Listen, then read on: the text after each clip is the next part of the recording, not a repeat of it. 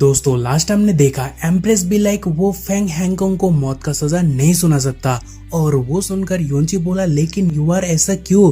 तो अभी आगे तो चैप्टर उसी जगह से शुरू होता है जहाँ योंची के क्यों बोलने पर यू आर फेंग हैंगकांग से कहता है अगर मैं कोई आम औरत होता तो मैं तुम्हारे सिर को हजारों टुकड़ा कर कर मेरे बाप का बदला पूरा करता, लेकिन तुम्हारा मौत एक डिजास्टर का कारण बनेगा और उसमें नुकसान मेरे ब्लू वाइंड लोगों का होगा और ना ही आपको मेरे फादर के मेमोरियल के सामने 100 साल बंदी होकर रहना पड़ेगा क्योंकि इससे फादर जिंदा होने वाला नहीं है और लगभग सारे कंडीशन जो अपने योंची के साथ किया वो भी माफ हो सकता है। तभी ये सुनकर फेंग हैंगकांग चौंक जाता है और बोलता है क्या सच में। जहाँ यूआर कहती है हाँ बिल्कुल, लेकिन मेरा 3 शर्त मानना पड़ेगा। जहाँ हैंगकांग बोलता है ठीक है बोलो।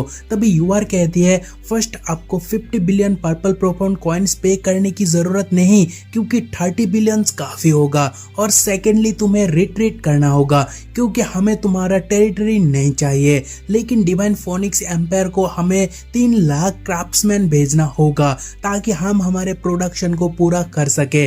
जहाँ ये सुनकर हैंगकांग कहता है कोई दिक्कत नहीं, तीसरी शर्त क्या है बताओ जल्दी। जहाँ तभी एम्प्रेस यूआर बॉम्ब गिरा देती है कहकर कि ओके मेरा आखिरी शर्त प्रिंसेस यूआर को योंची से शादी करना पड़ेगा। जो सुनकर योंची भी like what and she were shocked है और उसका जो रिएक्शन काफी मजेदार था। She literally shock. लेकिन कमीना योंची भी लाइक ये तो बहुत फास्ट हो रहा है, यानी उसे पता था ऐसा होगा लेकिन इतना जल्द ये नहीं। एंड ही भी लाइक इसके लिए मैं तो बिल्कुल तैयार नहीं। एंड शिवर कहती है मिस शिया मैं इसके लिए अभी तैयार नहीं हूँ। एंड हैंगकांग भी लाइक नहीं, शिवर एक लेवल 8 एम्परर मास्टर है और हमारा फ्यूचर फोनिक्स, सो आखिर वो भला एक हम्बल इंसान से कैसे शादी कर सकती है।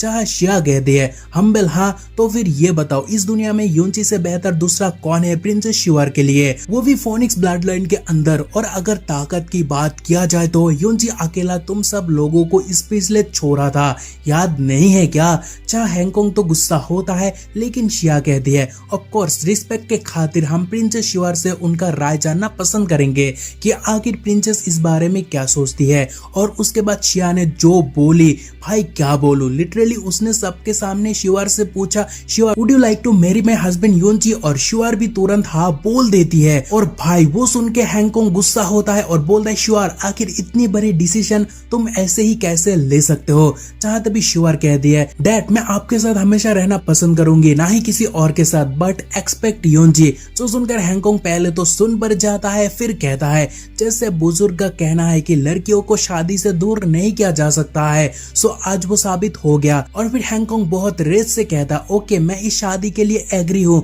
लेकिन मेरा एक शर्त है, अगर उस शर्त को नहीं माना गया तो ये शादी नहीं होगी चाहे मैं मर ही क्यों ना जाऊं। चाहे तभी शिया पूछती है ओके तो बताओ तुम्हारा शर्त क्या है। चाहे तभी हैंगकांग बोलता है देखो डिवाइन फोनिक्स और ब्लू वाइंड के बीच अभी का कॉन्फ्लिक्ट बहुत ज्यादा इंटेंस है, सो मेरी बेटी की इज्जत के खातिर एटलीस्ट इस शादी को 6 महीने पोस्टपोन करना होगा। चाहे तभी वो सुनकर शिया भी like okay no problem. And योंची मनी मन खुश होता है और बोलता है सो शिवर और मैं हमेशा साथ रहने वाले हैं। और तभी वो आगे कुछ और सोचता उतने में हैंगकांग बोलता है योंची मेरे साथ आजा, मुझे तुमसे कुछ कहना है। एंड देन दोनों को एक खाली खामोश जगह में देखने को मिलता है जहाँ सिर्फ हवा की शोर है और हैंगकांग योंची से कहता है शिवर मेरी एकलौती बेटी है, सो उसे तुम्हें अच्छे से ट्रीट करना है। चाहे तभी योंची कहता है अगर अब ये ना भी बोलते तब भी मैं उसे अच्छे से ट्रीट करता। तभी हैंगकांग एक जेट निकाल कर कहता है ये है फोनिक जेट और इसे तभी इस्तेमाल करना जब शिवर के साथ कुछ गलत होता है, मैं तुरंत आ जाऊंगा। जब भी योंची कहता है चिंता मत करो मेरे होते हुए शिवर को कोई छू भी नहीं सकता। जब भी वो सुनकर हैंगकांग बोलता है उम्मीद करता हूँ तुम अपने बातों पर कायम उतरोगे। और फिर वो शिप समन करने लगता है जो देखकर योंची पूछता है क्या आप शिवर से बिना मिले जा रहे हो। जहाँ हैंगकांग बोलता है क्योंकि उससे आखिरकार खुद से ही ग्रो होना है, मतलब कमीना वो जितना भी क्यों ना हो लेकिन बेटी से बेहद प्यार करता है। और ये कहकर वो शिप की तरफ जाता है और जाते हुए कहता है एटलीस्ट योंची शिंगाम से काफी ज्यादा बेटर है, यानी योंची as a sun in law उसे मंजूर है। और नीचे से योंची कहता है चिंता मत करो मैं शिवर का अच्छे से ख्याल रखूंगा। और फिर सीन चेंज होने पर कुछ चीजें हमें मोन्टाज के रूप में देखने को मिलता है लाइक फेंग हैंगकांग के जाने के बाद नेक्स्ट डे पर ही फेंग हैंगकांग ने लाखों के तादाद पर आर्टिसन को भेजा, मतलब फार्मर कारपेंटर ऐसे और भी काम जानने वाले लोग जो ब्लू वाइन को फिर से बनाने में मदद कर सकते हैं। और कुछ ही दिनों में डिवाइन फोनिक्स आर्टिसन के मदद से एकदम से बिखरा हुआ ब्लू एंड एम्पायर नॉर्मल होने लगता है और सेम टाइम एम्पायर पैलेस के अंदर एम्प्रेस शिया काउंट्री को स्क्रैच से गवर्न करने लगती है और सेम टाइम हमेशा की तरह काइंड हार्टेड शिवार हर दिन उन लोगों को याद किया जो इस वार पर मारे गए। और इस दौरान अगर यूनची का बात किया जाए तो भाई बहुत बिजी था, लेकिन कहा वो बस उसे ही पता। खैर उसके बाद सीन चेंज होने पर यूनची को ब्लैक मून मार्सन गिल्ड पर देखने को मिलता है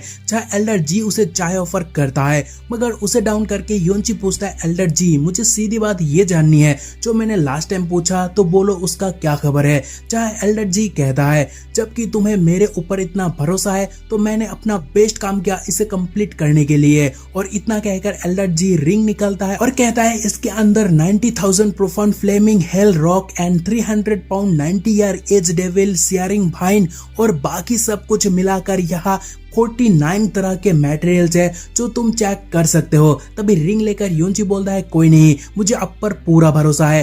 तभी एल्डर जी बोलता है इस बार डिवाइन फोनिक्स टेक पर जो तुमने किया वो काबिले तारीफ था। जय यूनची भी लाइक मैंने कुछ नहीं किया, वो लोग मुझे करने के लिए मजबूर किया था और अगर मैं रिच और पावरफुल होता तो मुझे इतना सब नहीं करना पड़ता। जो सुनकर एल्डर हंसने लगता है। तभी यूनची बोलता है एल्डर मेरे लिए आपको एक और काम करना होगा। चाहे एल्डर भी लाइक क्या। तभी यूनची बोलता है मुझे मास्टर प्रोफाउंड रियल्म का 3 प्रोफाउंड बीस्ट का कोर चाहिए। अगर वो ढूंढने में मुश्किल है तो 3 डोमिनियन प्रोफाउंड कोर से भी काम हो सकता है, लेकिन अगर आप मुझे मास्टर प्रोफाउंड बीस्ट कोर दिलाते हो तो मैं आपको 3 फ्लेवर इमोर्टल पिल्स दे सकता हूँ। जाओ। वो सुनकर बुढ़ा चौंक जाता है एंड ही भी लाइक क्या 3। एंड वो आगे सोचता है अगर मुझे 3 पिल मिल गया तो मैं मानो मुझे 3 पावर हाउस मिल गया। और इतना सोचकर वो मुस्कुराता है और बोलता है चिंता मत करो मुझसे जितना हो पाएगा मैं उससे ज्यादा ताकत लगा दूंगा और जैसे ही मुझे वो मिलता है मैं तुम्हें तुरंत इन्फॉर्म कर दूंगा। जहाँ वो सुनकर यूनची भी लाइक ओके गुड। और फिर भाई कहता है एल्डर मुझे देर हो रहा है तो मैं चलता हूँ और अगर मैं सही हूँ तो आपको भी डीमन सॉर्ड कन्वेंशन अटेंड करना है सो फिर मिलते हैं। और एल्डर भी बोलता है ठीक है बाय। और फिर यूनची वहां से जाने लगता है।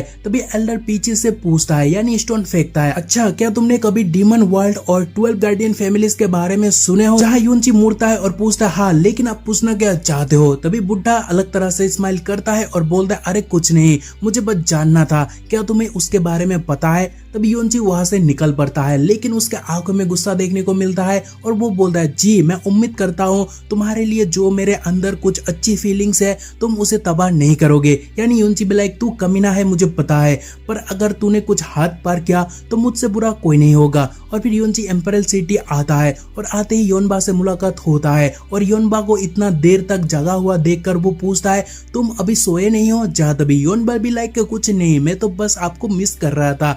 जो सुनकर मैं कंफ्यूज्ड हूँ। बहन तो यूनची को भाव नहीं दे रही है क्या। योनबा यार इग्नोर दिस क्योंकि ये मेरा बकवास है। खैर तभी यूनची भी लाइक नाटक बंद करो और बोलो क्या हुआ। जहाँ योनबा बोलता है मुझे जाना होगा क्योंकि मास्टर ने मुझे डीमन सॉर्ड कन्वेंशन के लिए प्रिपेयर होने बोला। जहाँ यूनची बोलता है okay have a good trip फिर मैं तुम्हें डीमन सॉर्ड कन्वेंशन पर मिलता हूँ। जहाँ योनबा खुश होता है और कहता है क्या इसका मतलब आप भी जा रहे हो। जहाँ यूनची भी लाइक या। तभी बीबी ने तो कभी ये मजा नहीं दिया लेकिन योनबा यूनची को खुशी के मारे टाइट चप्पी देता है जिससे यूनची का सांस लेना मुश्किल होता है एंड ही भी लाइक छोड़ मुझे सांस लेने दे नहीं तो मर जाऊंगा। तभी योनबा थोड़ा दूर होकर ऑकवर्डली स्माइल करता है एंड यूनची भी लाइक हुफ बच गया। और फिर वो बड़े भाई की तरह योनबा को सलाह देता है देख वापस जाने के बाद तुझे बहुत केयरफुल रहना होगा और डिवाइन एम्परर ने डिवाइन आर्क को तुझे हैंड ओवर किया इसका मतलब उन्हें तुम पर पूरा यकीन है लेकिन ये चीज बहुत लोगों को खटक रही होगी और तुम्हें लेकर जेलस फील कर रहे होंगे सो उनसे तुम्हें हर हाल पर केयरफुल रहना होगा।